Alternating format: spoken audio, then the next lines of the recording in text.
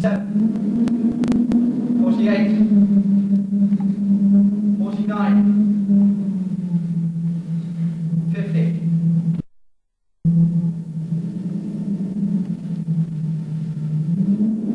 At night, the sea cracks against the ship. Clear whispers. Screams. Silent. Touch. Spewed from our country. Bound to the dark edge of the earth. Alone. Frightened. Nameless in this stinking unrevealed. Take me.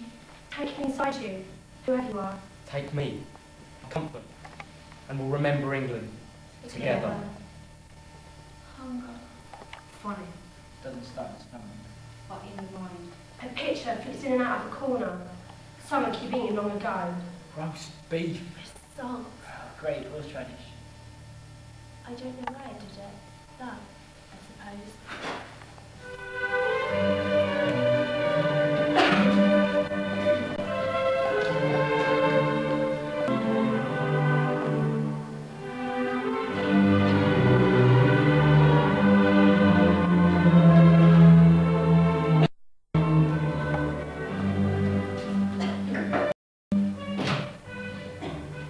Was it necessary to cross 15,000 miles of ocean to erect another Tiber? Well, I should think it'd make the convicts spend a time. This land's under this law. The court found them guilty and sentenced them accordingly. But hanging, Only the three who were found guilty of stealing from the colony stores. could we not be more humane? Justice and humaneness have never gone hand in hand. It is not the act of punishment I object to.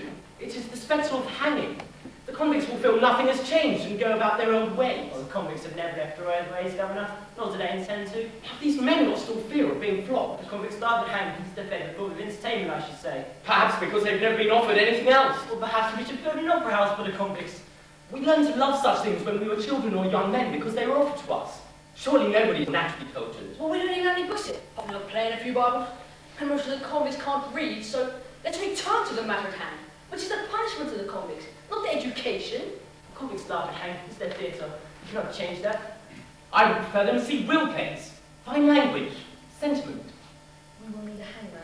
Tench, you'll have to organise the hangings and eventually find someone who agrees to fill that hideous office.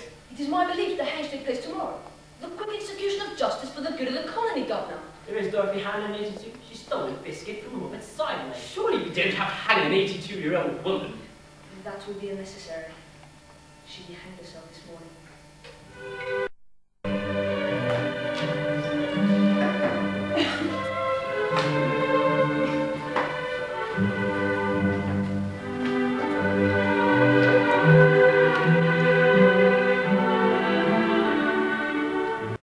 You know, put on a play sign. Captain just laughed. Doesn't like Captain Tench. A play? But who could act in a play? Well, convicts, of course.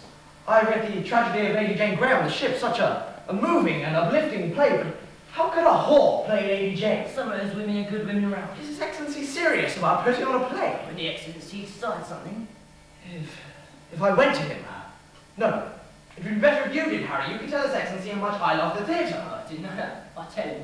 And if His Excellency doesn't like Lady Jane, we could do something else, a comedy perhaps. I'll let him know.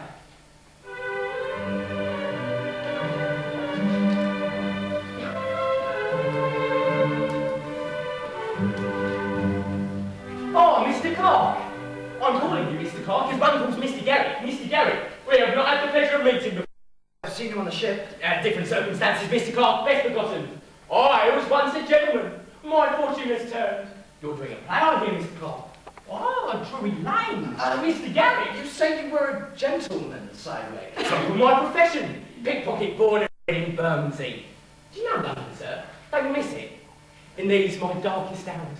I remember my happy days. Down London Bridge at dawn. Handled cold iron for good luck. Down Cheapside with the market traders. I never refuse a mince pie. Down St Paul's Churchyard. I do love a good church. And start work at Bond Street.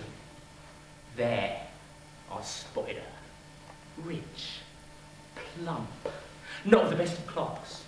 Plucking up courage. I pluck her. Time for coffee until 5 o'clock. And then the pinnacle, the glory of the day, Drury Lane, the coaches, the actors watching, the gentlemen sculling, the ladies tittering, the clothes, the perfumes, the handkerchiefs.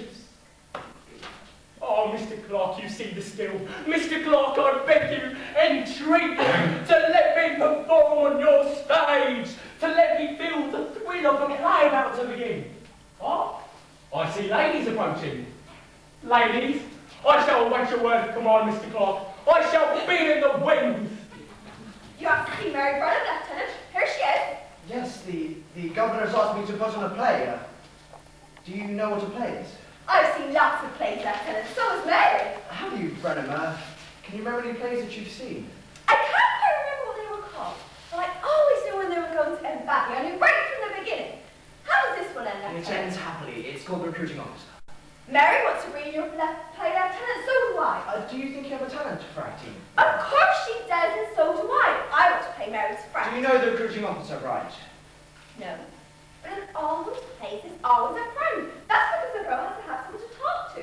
So I'll play Mary's friend. Sylvia, who I don't want to try, Brennan, doesn't have a friend. She has a cousin, but they don't like each other. Mary doesn't always like me. The Reverend Johnson tells me you can read and write, Brennan. She went to school with her when she was 10. She used to read to us on the ship.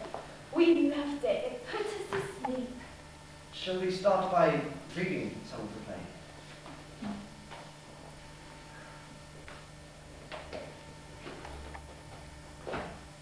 I meant to read it aloud, like you did on the ship. I'll read The it. show, sweetheart. Yes, but the scene is with her father. What's the name of her lover? Captain Plume. A Captain Mary. Start here, Brennan. Well, there is life, there is hope there. Oh, I like this one, Lieutenant. This is a good play. I can tell. She hasn't finished. Start again, Brennan. That's good.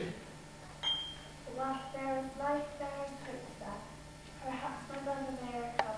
Excellent, Brennan. Very fluent. You read so well. Would you also be able to copy the Of play? course she can, Lieutenant. Where do I come in? The cousin? Can you read, Brett? Not those marks in a book, Lieutenant, but I can read everything very well.